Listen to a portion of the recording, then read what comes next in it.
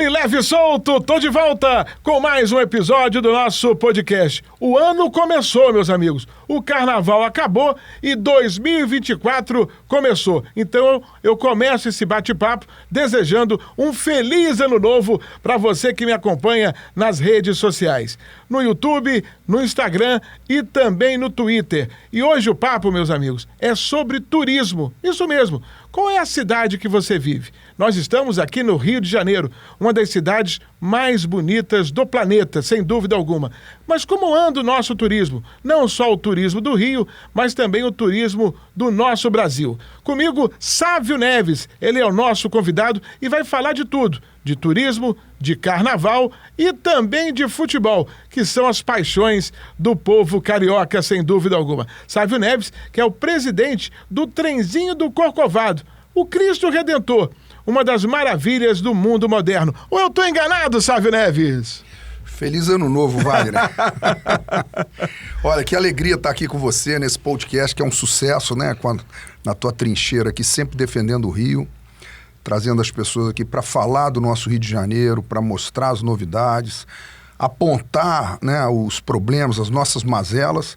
Eu acho que é um fórum, um espaço importante para esse debate. Porque, na verdade, a nossa preocupação aqui é levar a informação de uma forma leve. Por isso que o podcast tem esse nome, que é o meu bordão aí há 38 Livre, anos. leve e solto. Exatamente. Para você que está no Instagram, WM Livre, Leve e Solto, no Twitter, W Livre, Leve e Solto, e o nosso canal no YouTube, Livre, Leve e Solto. Lembrando que você que está acompanhando esse episódio, você concorre no final do podcast a um almoço para 4 pessoas no Balbinos Costelão. Balbinos Costelão é a sensação do Rio de Janeiro. A melhor costela do Rio, o melhor cupim. E é aquilo que eu falo. Você corta o cupim com a colher. Abraçando então meu amigo, o mestre Balbino, e você, é claro, que está curtindo, compartilhando, dando um like e se inscrevendo no nosso canal. Você pode ganhar esse almoço para 4 pessoas. Eu já vou adiantando aqui. Olha o Balbino aí. Você pode ganhar esse almoço para 4, mas pode levar 8, porque a comida sobra com certeza. Lá você encontra comida da melhor qualidade, tem a costela, tem o cupim, né? Tem o arroz de costela, tem vários aperitivos, tem muita coisa boa para você se deliciar, você e sua família. Balbinos Costelão, delícia de costela desde 2016. Sávio Neves está convidado também para conhecer uma comida típica do Rio de Janeiro, que todo mundo gosta no final de semana.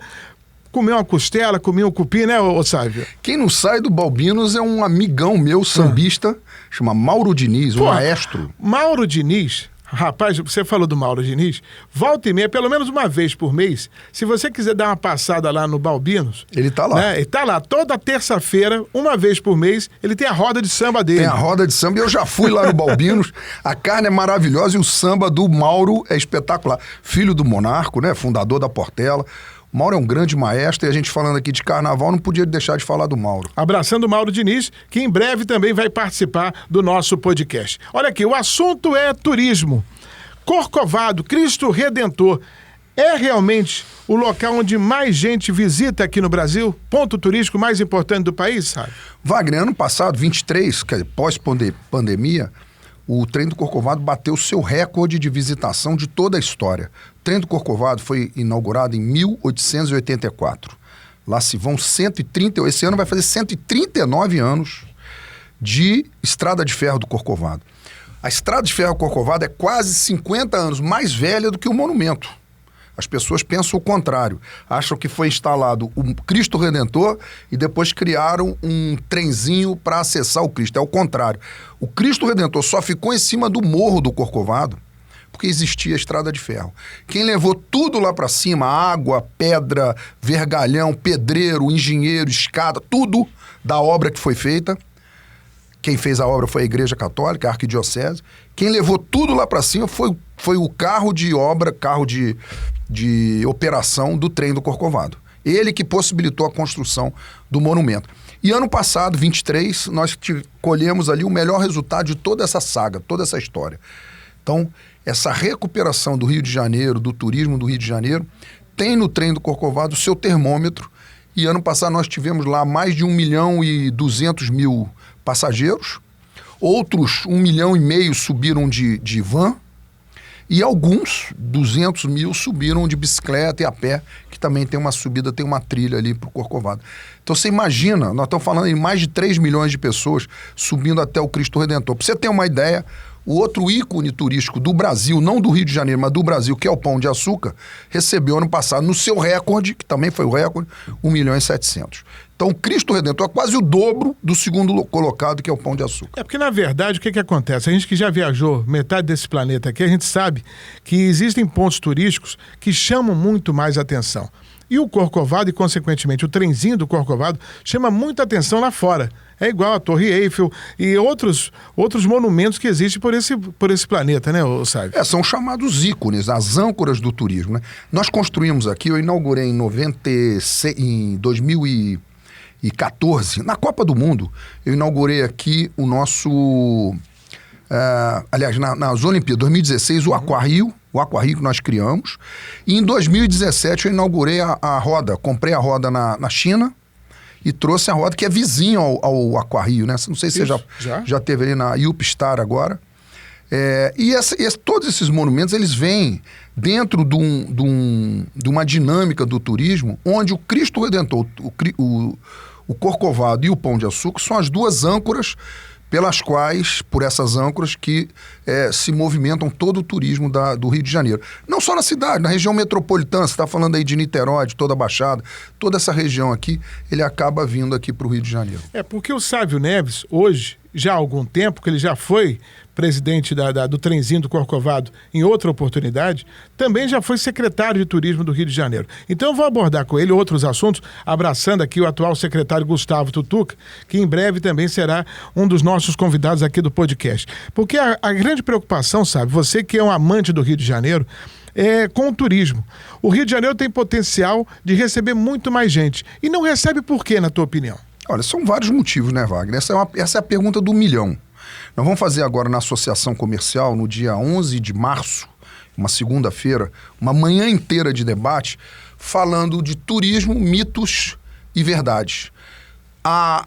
Qual é a influência dessa má fama do Rio de Janeiro de ser uma cidade violenta? Né? O que o Rio de Janeiro de verdade tem seus problemas, suas mazelas, principalmente no entorno da região metropolitana, mas não é essa cidade perigosa. Para você ter uma ideia, aqui no Brasil, o Rio de Janeiro está em 16º lugar entre as 27 capitais mais violentas do Rio de Janeiro. A primeira de todas é Recife. Recife é a mais perigosa. Do Nordeste, 7 estão em primeiro lugar. Né? Se você pegar Natal, Fortaleza, Maceió, essas cidades são muito perigosas. Mas qual é a caixa de ressonância? É o Rio de Janeiro. Aqui, quando acontece um problema, por exemplo, em Copacabana, e acontece, né? A gente não tem que esconder isso, Ipanema, e acontece, isso vai para o mundo inteiro. Né? Então, aqui, quando eu estive lá como secretário, junto com a Secretaria de Segurança, a gente procurou criar os corredores de tolerância zero. Então, naquele lugar onde você criou o corredor, não pode acontecer nada. Não pode ter ambulante que fala que vai vender mercadoria e está vendendo droga. Ali não pode ter o flanelinha. Aliás, o flanelinha, Wagner, isso é uma coisa do século passado. Uhum. Se você for aqui em Búzios, você para o teu carro ali já com um aplicativo no teu celular. Não existe mais você colocar um flanelinha assediando, desqualificando ali o assédio com o visitante. E quem sofre com esse assédio é quem vai de carro, que é o carioca, que é o paulista, o capixaba, o mineiro, que é quem está vindo aqui para o Rio de Janeiro. Mas, por exemplo, quando você assume o trenzinho do Corcovado, você pegou uma casa totalmente bagunçada. Eu tô lá há 25 anos, né? Mas você lembra como é que era antes da sua administração. Era tudo isso que você falou. Não, basta falar você não chegava sem ser interpelado por alguém.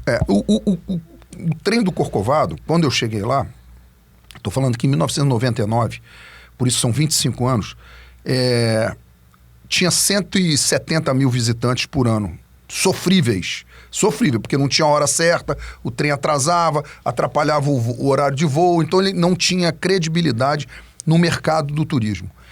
Esse ano, eu te falei, foram 1.200.000. Nós estamos falando aí de 10 vezes mais ao longo desses 25 anos. Mas isso é só o retrato do avanço que houve nesses 25 anos. Saímos de 160 mil para 1.200.000 pessoas, né? Mas o que a gente fez ali é muito mais do que o número absoluto, é uma transformação cultural. Primeiro, treinamento, qualificação do funcionário. O funcionário tem que saber que ali ele está dando as boas-vindas para o Rio de Janeiro. Quando o turista chega no Cristo Redentor, ele está vendo a cara, o retrato das boas-vindas para o Rio de Janeiro. Essa é a nossa responsabilidade. Segundo, melhorar o equipamento. Eu cheguei no trem do Corcovado pela oficina. Eu vim da Varig, eu era engenheiro de avião. E me chamaram para cuidar da oficina do trem, que eu não entendia de ferrovia. E aí comecei a estudar a engenharia ferroviária. E aí dali da engenharia que eu fui subindo, depois me tornei diretor e desde 2007 presidente. Mas aquilo foi um processo, então eu conheço tudo dentro da empresa. Eu conheci como eu falei, desde o chão de oficina. É uma empresa que tem uma responsabilidade enorme, tem quase 300 funcionários, né? É um ícone da cidade, né? É uma honra para quem trabalha lá. Esse que a mensagem que eu sempre levo para os nossos colaboradores, de que ali a gente tem que estar sempre atento, que nós nunca teremos uma segunda chance de mostrar uma boa primeira impressão. Hoje, por exemplo, o visitante do Corcovado é mais carioca, é mais turista nacional ou estrangeiro?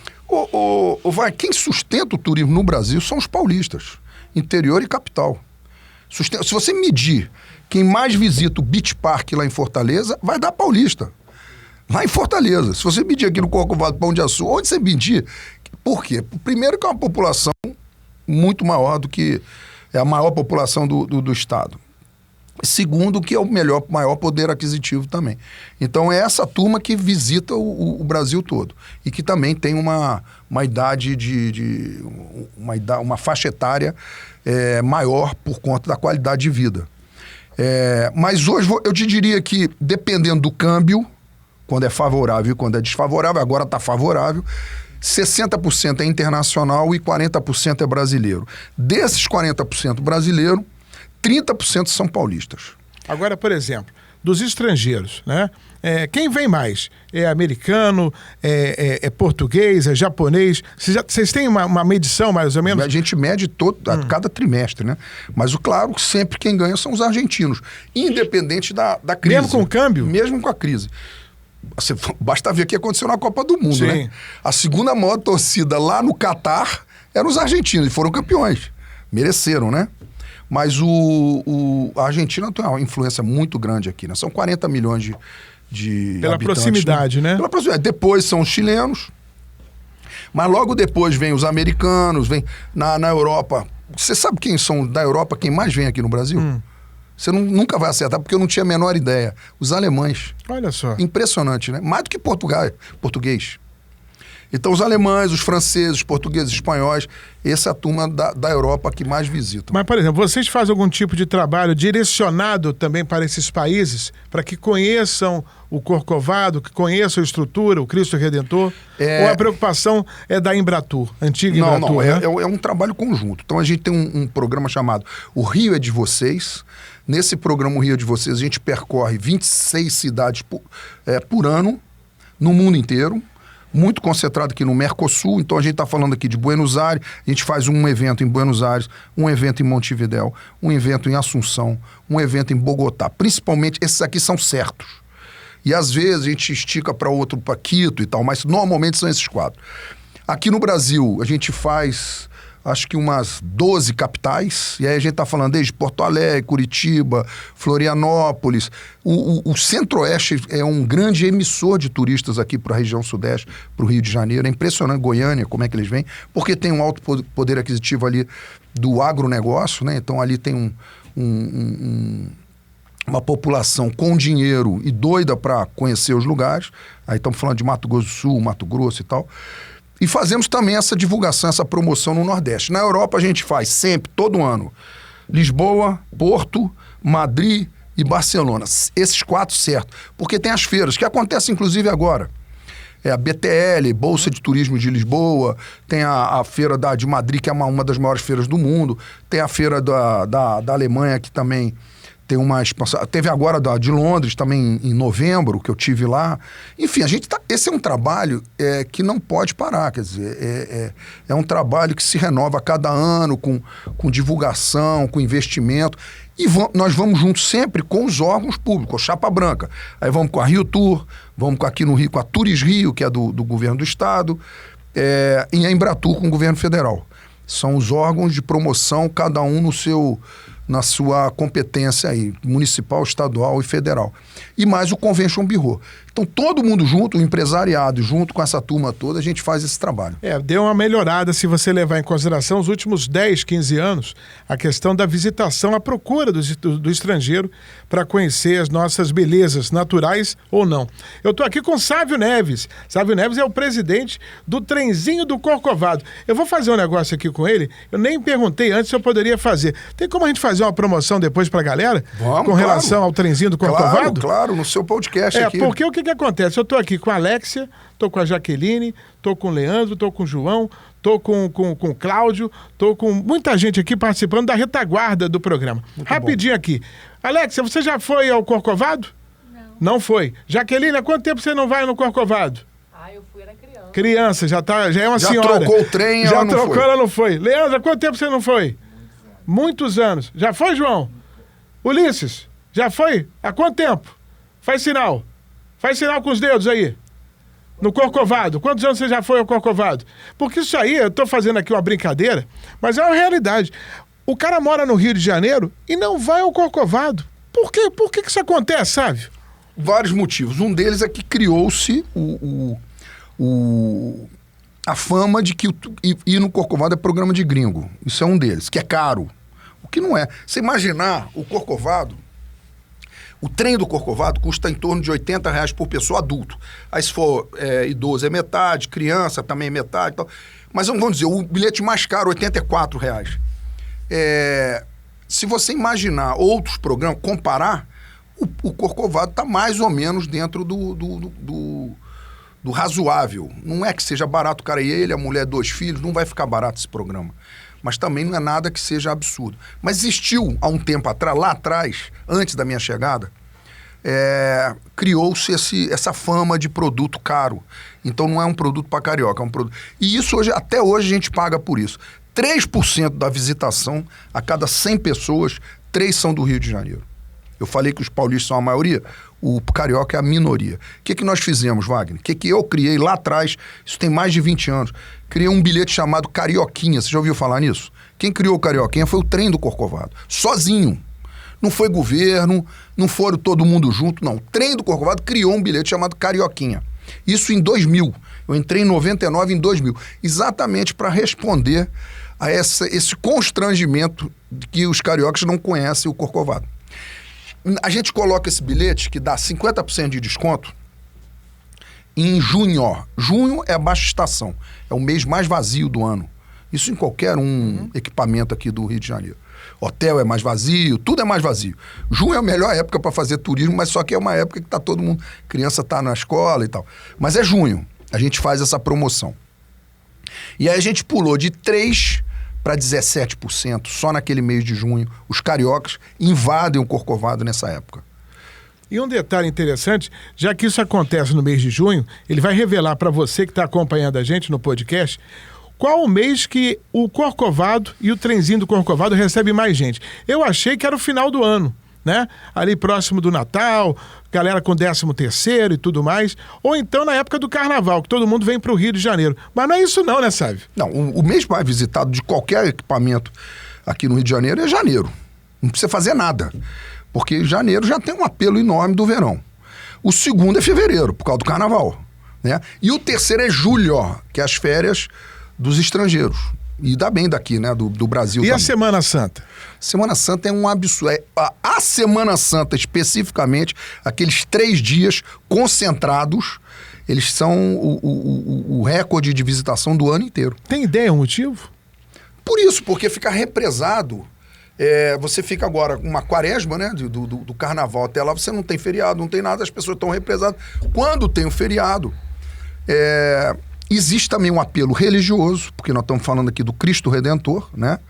de Jesus, que na verdade a Semana Santa é a saga da história de Jesus, e ali é um local religioso, né, onde existem missas, ali é um santuário, né, o Padre Omar lá, que é o nosso reitor lá, é um santuário, e ali conta toda aquela história da Paixão de Cristo, né? Desde sexta-feira. Eu sou de São João do Rei Mineiro, e lá a gente tem uma Semana Santa espetacular, que é tradicional até hoje, com a procissão do enterro de Jesus Cristo na sexta-feira à noite e tal.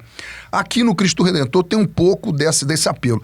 É porque o monumento, ele é tão grande, ele é tão grandioso e tem uma história tão grande pela própria estátua, que muitas vezes as pessoas conseguem dissociar a questão religiosa da questão da obra monumental. Mas ali nós estamos falando de um santuário.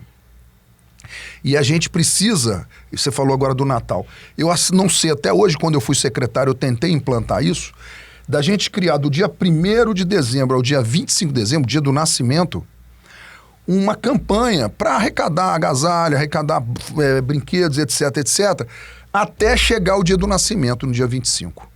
Né? Aliás, com muito mais competência e sem ter um Cristo Redentor, Gramado foi lá no Rio Grande do Sul com o Papai Noel e transformou aquilo lá no Natal de luz, né? E é o que acontece aqui, e você também ajudou muito nesse crescimento de Miguel Pereira, né? Existe, para quem não conhece, Miguel Pereira é uma cidade aqui do interior do Rio de Janeiro que vem crescendo e apostando muito no turismo. Você esteve lá, Wagner? Já tive lá. E o Sávio Neves também está ajudando muito a prefeitura nesse crescimento, né? Que tem a questão do Parque dos Dinos, que é o maior parque mundial, né, de dinossauros desse planeta. Não existe um parque dos dinossauros 4 milhões de metros quadrados do que esse que existe lá em Miguel Pereira. Mas o fenômeno que existe em Gramado e que agora está acontecendo inicialmente em Miguel Pereira, você acha que vai se tornar comum em outras cidades do Brasil? Não, isso é um esforço muito pessoal do prefeito atual, o André Português, né? Quando ele me convidou para fazer o parque, porque o Parque de Dinossauros ele é privado, o turismo é privado. Quem faz turismo é empresa privada. O governo, os governos, municipal, estadual e federal, a eles, cada um na sua área, cabe não atrapalhar e criar um bom ambiente de negócio. Mas quem faz o Parque do Dinossauro é o empresário. O empresário faz conta, eu fiz conta. Vem cá, esse Parque do Dinossauro, quanto que eu vou gastar, quanto que eu vou receber, vai demorar quanto tempo, papapá.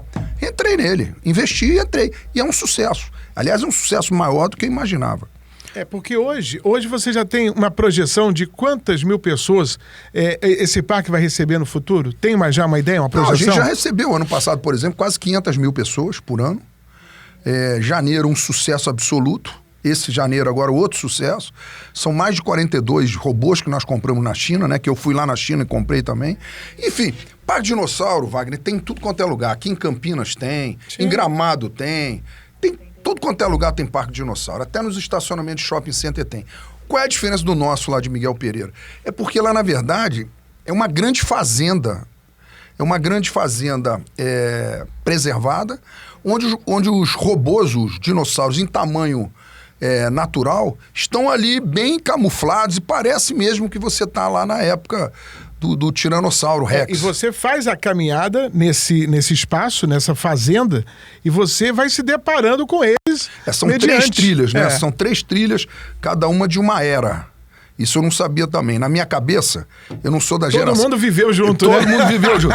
Eu não sou da geração... Existe uma garotada agora que qualquer bonequinho que você dá, ele fala o nome do dinossauro. Eu não sou dessa época, eu não entendo de dinossauro. Porque a gente acha que o Tiranossauro Rex conviveu com outro. E não é bem assim. Não, são 3 eras com milhões de anos de distância entre eles. Então as 3 trilhas, isso também é um passeio que vai muito além da questão da brincadeira, porque também te dá esse conhecimento científico, né? Por isso que muitas escolas fazem visitação lá, com os professores. Professor de história, professor de biologia, professor de geografia, porque eles contam, essa era aqui, essa trilha aqui, só trilha 1, 2 e 3. Essa trilha 1 aqui, que vai do ano tal até o ano tal, esses animais conviviam naquela época. Essa aqui. Aí você vê lá aqueles outros dinossauros que são aves, né? Que são, enfim, os que deram origem hoje aos pássaros que voam e tal. Então é muito bacana nesse aspecto. Então, só para você ter uma ideia, ano passado nós recebemos mais de 20 mil alunos da rede pública, estadual e municipal, lá no nosso Parque do Dinossauro. E com certeza o trabalho que o André Português vem fazendo está perpetuando, e a tendência natural é que a cidade de Miguel Pereira realmente cresça ainda mais, porque está investindo no turismo. Porque quando você investe no turismo, você também está investindo na cultura e na sociedade como um todo. O Sávio Neves está comigo, mas ele fala de tudo. A gente daqui a pouco vai voltar a falar de turismo, mas eu quero falar do Botafogo. Ele é botafoguense. Quem acompanha as redes sociais sabe que o Sávio Neves é apaixonado pelo Botafogo. E ano passado, ele acreditava que ia ser campeão brasileiro. E o título não veio. Por que não veio? Não, eu acreditava não. Foi erro de quem? Eu acreditava não. Os flamenguistas acreditavam, os palmeirenses acreditavam. Nós entregamos o título, né? Nós entregamos o título. Ainda bem que não foi pro Flamengo, mas foi lá pra turma do Palmeiras. Deu tudo errado ali, né? Se você olhar uma sequência que aconteceu com o Botafogo no segundo turno, não foi um problema, não foi um erro, não foi perder pro Palmeiras por 4-3 depois de estar ganhando de 3-0 aqui dentro, né? Não foi isso. É inacreditável. Se você contar esse caso daqui a 3 anos, ninguém vai acreditar que você está falando isso. Que o Botafogo estava ganhando 3-0 aqui dentro e perdeu de 4-3 aqui dentro. Aliás, até os 40 minutos estava 3-1. Enfim. Aí desliga a luz do Newton Santos, acaba a luz num sábado à noite, aí continua o jogo no dia seguinte, quer dizer, foram acontecendo uma sucessão de problemas. Você sabe daquele negócio, quando cai um avião, não é só um problema, são vários problemas. Quando caiu aquele avião da TAM lá em Congonhas, era o problema da pista, o problema do avião, do próprio avião do fabricante, o próprio piloto também errou em alguma avaliação. Então, uma sucessão de erros acaba tendo aquele desastre. O Botafogo foi isso. É aquela história. Aconteceu porque era o Botafogo? Isso acontece. Você sabe que quando o Botafogo estava disparado 13 pontos na frente, fizeram uma entrevista com aquele Stepane Sessegnon, que é um botafoguense tradicional, antigo também, né? E ele falou, calma, deixa acabar, porque com o Botafogo a gente só pode comemorar um mês depois do título. Você é supersticioso? Muito. Demais. E como supersticioso? Como todo bom botafoguense. O que vem por aí envolvendo o Botafogo? Olha, o Wagner, o botafoguense, ele é feliz por ser botafoguense. A gente também não fica esperando o resultado, não. Minha maior tristeza, isso é tristeza, que eu tenho 3 filhos, os 3 são botafoguenses, e eu fiz os 3 chorar o tempo todo. Então teve um jogo, olha, eu podia falar vários casos que aconteceram. Teve um jogo que o Botafogo estava ganhando de 1-0. A gente fez um gol aos 47 minutos de pênalti. O Tiquinho fez um gol de pênalti, lá no final agora. O Tiquinho foi um pênalti pro Botafogo, meio inventado. Coritiba. Foi um pênalti meio inventado, que eu achei que foi meio... Mas o Tiquinho foi lá e fez o gol. 1-0. Eles foram 1 minuto depois, bateram o gol e fizeram 1-1, acabou o jogo. Quer dizer, meus filhos, que a gente é agarrado, isso 11h30, meia-noite. Ninguém dormindo, porque no dia seguinte todo mundo com faculdade e tal, eu também, todo mundo acordado vendo o jogo Botafogo, chorando de alegria. O Coritiba vai lá e empata o jogo 1-1. Começa todo mundo a chorar, vai todo mundo pra cama triste, chorando. Quer dizer, era para ser um momento de alegria, de confraternização, e virou aquela tristeza. Com certeza. Você está acompanhando o nosso podcast Livre, Leve e Solto, hoje com o meu amigo Sávio Neves, que é o presidente do Trenzinho do Corcovado. Você que está no Instagram, WM Livre, Leve e Solto, no Twitter, W Livre, Leve e Solto, e no YouTube, nosso canal Livre, Leve e Solto, só para você. Lembrando que no final do programa nós vamos anunciar o vencedor da promoção do Balbinos Costelão. Você levando para casa, ou então comendo lá, um almoço aí para 4 pessoas. Mas pode levar a família toda. Pode levar a sogra, o sogro, o cachorro, pode levar todo mundo, porque a comida lá dá e sobra de montão. Fica lá na Praça do Bandolim, em frente à estação do BRT. Sávio Neves já foi lá, sabe que a comida é muito boa. Fartura absoluta. Um abraço aí para o meu amigo mestre Balbino, casa cheia, principalmente nos finais de semana. Tem muito artista. Você vai lá almoçar, pode encontrar com um ator, com uma atriz, um cantor famoso, um jogador de futebol. O Adriano Imperador, volta e meia tá lá. Muita gente vai conhecer o Balbinos Costelão, que fica lá em Curicica, em Jacarepaguá. E eu tô aqui com o Sávio Neves, e um detalhe aqui interessante que é o seguinte: ele fala de turismo, ele fala de futebol e também fala de carnaval.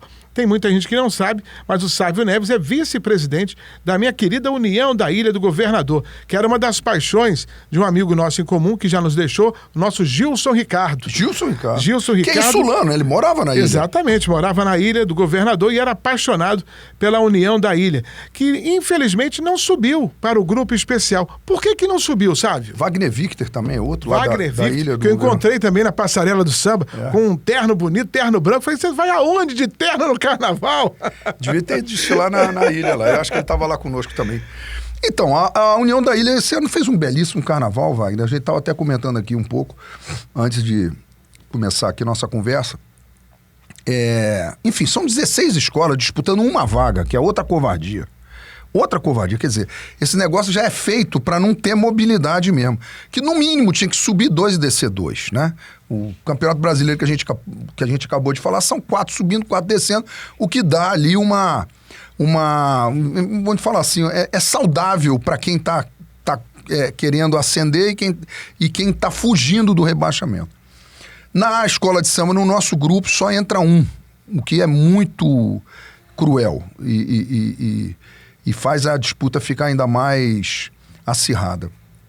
A escola fez um excelente desfile, como aliás é tradicional da ilha, né? São 16 escolas, a ilha estava lá disputando o título como outras tantas, né? Essa aqui ganhou aí a UPM, Unidos de Padre Miguel, também fez um belo desfile. A Estácio de Sá, que eu nem sabia que estava bem preparada, fez um belo desfile. A própria Maricá, que tem o petrodólar, né? Tem muito dinheiro, né? Se imaginar um orçamento de 7 bilhões de reais e pegar um pedaço disso e botar ali com a rubrica de promoção da cidade, você pode botar qualquer dinheiro na escola de samba que você fala assim, não, estou promovendo a cidade. Mas não significa que vai vencer. Não significa que vai vencer, né? como não venceu. Porque não fez um bom desfile. Mas é um fortíssimo candidato, né? Aliás, eu vou fazer vou aproveitar aqui esse teu espaço privilegiado e vou dizer o seguinte. O carnaval é carioca. Estão acabando com as escolas do Rio de Janeiro. Do Rio de Janeiro, capital. Eu não tenho nada contra, muito pelo contrário, com Beija-Flor de Nilópolis, Grande Rio de Caxias, Viradouro, campeã, espetacular, todas elas são maravilhosas. Viradouro de Niterói, Porto da Pedra de São Gonçalo e entre outras, agora está chegando a Maricá e tal. Mas o carnaval é carioca. A prefeitura dá dinheiro, subvenção pública, dinheiro público municipal para as escolas de outros municípios. E lá na escola deles, o prefeito dá de novo para eles. A Viradouro ganha dinheiro do Rio de Janeiro, que é um absurdo, sai dinheiro do Rio de Janeiro para ir para uma escola de Niterói, e o prefeito de Niterói dá grana para Viradouro, eles ganham 2 vezes. E a União da Ilha, que é uma escola tradicional, fundadora da Liesa, né, que tem os melhores sambas. O Wagner, se você pegar os 10 melhores sambas da história, 8 são da ilha, cara. Agora, no 40 anos do Sambódromo, na inauguração do na festa de 40 anos, o Neguinho da Beija-Flor foi um dos convidados, você viu? Uhum. Qual é a música que ele cantou? União da Ilha do Governador. Em vez dele cantar da Beija-Flor, ele tem que cantar da ilha, porque a ilha que é a samba da ilha que é o famoso. Diga, espelho meu, se há na avenida alguém mais feliz que eu. Tem que cantar isso, não é? Claro. Entre outras. Então, essa é a minha bronca. Eu acho que o carnaval, essas escolas todas, podem e devem desfilar na Sapucaí. Mas hors concurso, como era o Clóvis Bornai. Hors concurso, você vai desfilar, vai fazer um belíssimo desfile. Agora, não dá para disputar uma escola do tamanho de que ficou. Porque a nossa geração não existia Beija-Flor. Beija-Flor foi crescendo. De 76 para cá. Para cá. E outras delas todas. A Viradouro até 10 anos atrás era pequena. A Porto da Pedra não era nada. Essas escolas foram crescendo. Hoje a gente está vendo surgir uma escola que chama Maricá. Daqui a 10 anos essa Maricá é gigante. É gigante. Com a grana que ela tem. Então a gente tem que preservar essa história. Já sumiu a Caprichosa de Pilares. Lembra a Caprichosa de Pilares? Pô, a Caprichosa de Pilares era maravilhosa, irreverente. Sumiu, acabaram com ela. Em cima da hora. Em cima da hora. A Império Serrano quase também. Império Serrano também está no mesmo caminho. Tradição do essa já acabou. Sim. Entre outros que estão lá na Intendente Magalhães, Santa Cruz, que já foi. Agora Cubango está voltando agora. A própria União da Ilha que está ali sempre amargurando ali uma colocação. intermediária. Então, eu acho que tem que ser pensado isso. Ou outra solução de privilegiar, na hora de colocar o subsídio, as escolas daqui do Rio de Janeiro. Por exemplo, você que é um homem do turismo, né? Um homem do carnaval, um homem do futebol. Qual a sugestão que você daria se você tivesse a caneta? É claro que você não pode impedir que a prefeitura de Nilópolis, a prefeitura de Caxias e São Gonçalo ajude. Pelo contrário, eu quero que ajude. Ajude. Mas a prefeitura do Rio poderia não dar esse subsídio? Lógico, Wagner, mas é exatamente isso. Eu quero mais é que a de Nilópolis... Aliás, a de Nilópolis... O que é Nilópolis sem a Beija-Flor? Com todo respeito a Nilópolis. Nilópolis é o pior IDH do estado do Rio de Janeiro e é a melhor escola de samba do mundo. É a escola de samba mais rica do mundo com uma cidade mais pobre do mundo. É um contrassenso isso. Eu acho que se eu sou prefeito de Nilópolis, o que eu queria mesmo era investir na Beija-Flor. Porque é aquilo ali que bota a minha cidade com autoestima do cidadão nilopolitano, né? Mas a cidade do Rio de Janeiro, recurso público do município, dá dinheiro para Nilópolis, eu acho errado. Eu acho que nem legal não é isso. Só que eles fazem um caminho pela Liesa. E a Liesa que distribui isso. Então, eu acho que o município do Rio de Janeiro não tinha que dar dinheiro para essas escolas, até porque nem precisam. E aí, cada cidade dessa aí dá o dinheiro para sua escola, que quiser. Agora, o Rio de Janeiro tinha que privilegiar as escolas do Rio de Janeiro. Eu não sei se você pode falar em valor, mas hoje, por exemplo, vocês recebem subsídio na Ilha do Governador? R$1 milhão por ano. 1 milhão. Se vocês estivessem claro no que grupo... é dinheiro público. Se vocês estivessem no grupo especial, essa verba seria de quanto, mais ou menos? R$4 milhões. 4 milhões. 4 milhões, que é o que ganha, por exemplo, a Viradora de Niterói. Além da verba que ela recebe. Além da verba da Prefeitura de Niterói. Quanto que não ganhou a Escola de Samba de Maricá? Aliás, dizem que botaram 8 milhões lá. Eles mesmos dizem, se falam que botaram 8, botaram mais. Se eles botaram 8 milhões, a Prefeitura do Rio ainda dá mais dinheiro para eles, dá mais 1 milhão para eles. Quer dizer... Hoje o carnaval é um grande negócio, na tua opinião? Já que você acompanha o carnaval há muito tempo. Né, Wagner? Mas foi. Não tá... Porque, por exemplo, a gente que vive carnaval há muito tempo, a gente sabe que era mais o samba no pé, era mais a empolgação, a animação, tanto daquela pessoa que ia para a arquibancada, quanto ao desfilante. Hoje, vamos pegar aí os camarotes, que antigamente só tinha o Rio Samba e Carnaval, e o camarote da Brahma, né? É isso. E o camarote da Brahma. Hoje não, hoje você tem N camarotes, né?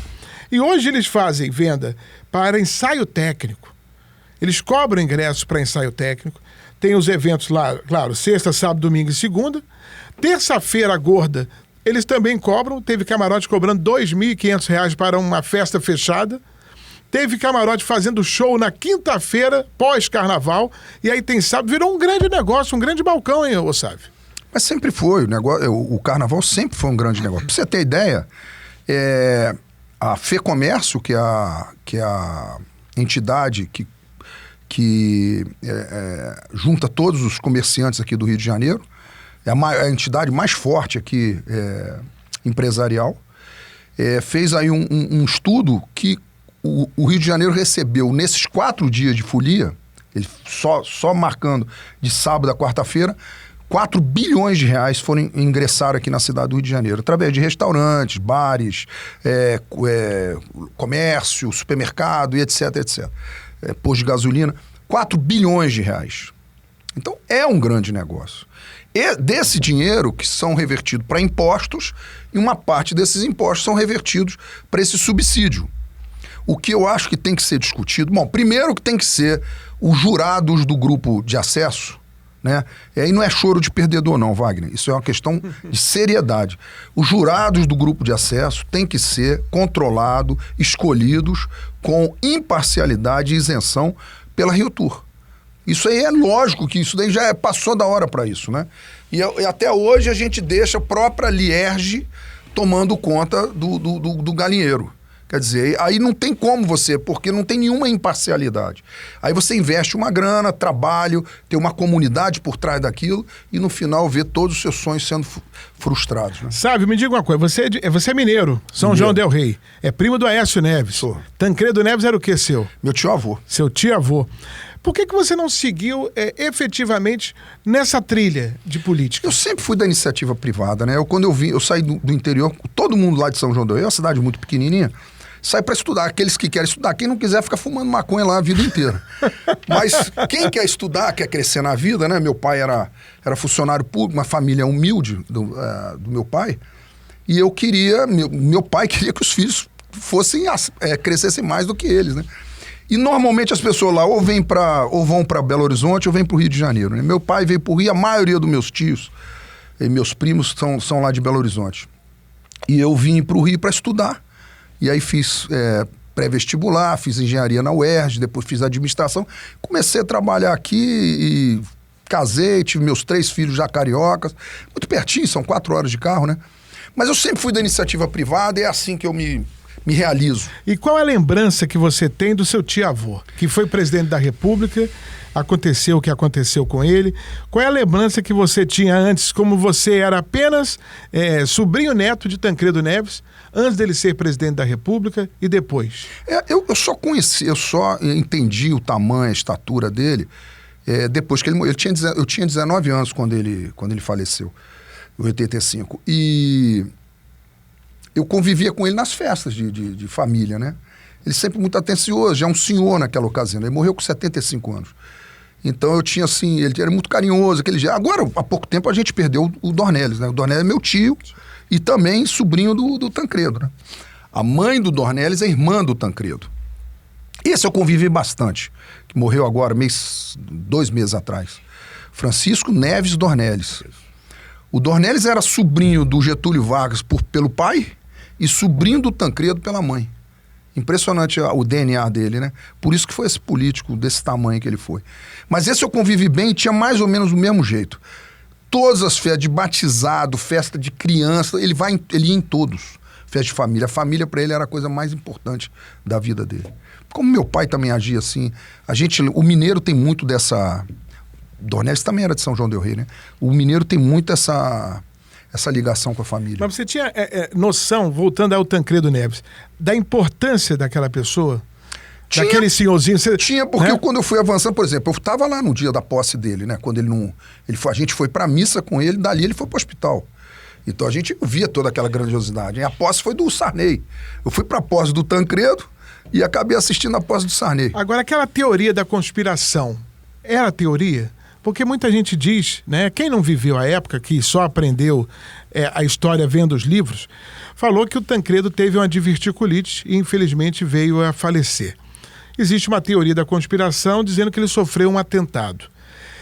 Vocês da família, qual a leitura que vocês fazem de tudo aquilo que foi dito a respeito dele? Não, Wagner, aquilo ali não inventaram uma história, não existe nenhuma teoria da conspiração. Diziam, que eu acho até, assim, uma história muito maluca, diziam que entraram no quarto Tancredo, lá no Hospital do Coração, né, lá em São Paulo, e deram um tiro nele, que é a tal aquela jornalista da Globo, a Maria, como é?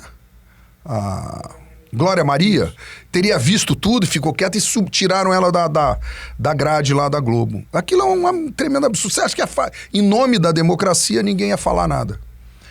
A democracia, ela vale se for para todo mundo. Agora, como é que a família vai ficar calada em nome de democracia, vai fingir que não viu nada?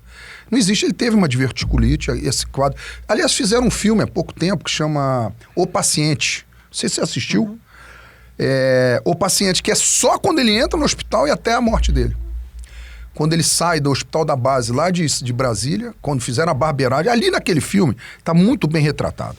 O médico lá fez uma barbeiragem nele, o cara tinha 75 anos, abriram a barriga dele toda, ele pegou septicemia lá, no hospital, botaram ele num aviãozinho, num avião ambulância, trouxeram ele para São Paulo, e aí já não conseguia mais controlar a infecção, a septicemia, mas foi isso. Infelizmente, ele demorou a cuidar dele, né? E você acha que se ele tivesse realmente tomado posse, como é que teria sido o governo dele como presidente do Brasil? Isso é muito difícil, que é um exercício de adivinhação. Eu só digo para você que ele era uma pessoa muito bem preparada, todo mundo sabe disso, ele era uma pessoa super bem preparada, né, em todos os momentos.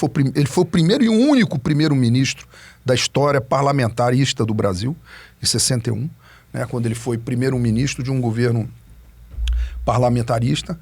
E, enfim, sempre teve os cargos que ele usou, ele, governador de Minas e tal, sempre com muito critério, muita competência, muito esmero, muita dedicação.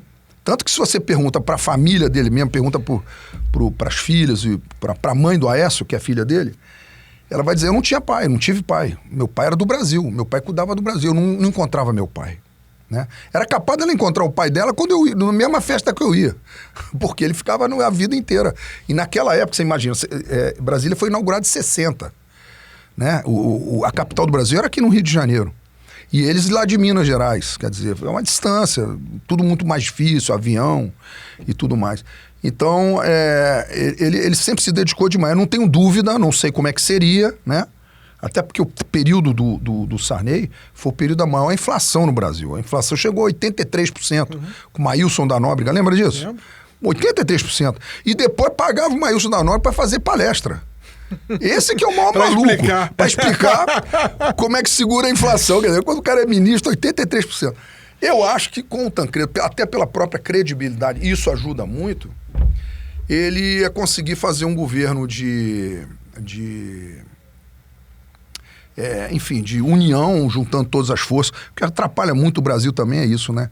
Um puxa para um lado, outro puxa para o outro. Agora a gente está com esses dois lados aí, a extrema direita, a extrema esquerda, né? Disputando quem é o menos pior. Quer dizer, eu acho que tão absurdo. Existe vida inteligente aqui no meio também. Eu acho que o Brasil tem que procurar esse espaço. E com certeza Tancredo Neves, quem não teve o prazer de acompanhar a carreira política desse homem, ele é e vai ser sempre um dos maiores ícones da política brasileira, sem dúvida alguma. Eu estou fechando o papo aqui com o Sávio Neves, no nosso podcast Livre, Leve e Solto.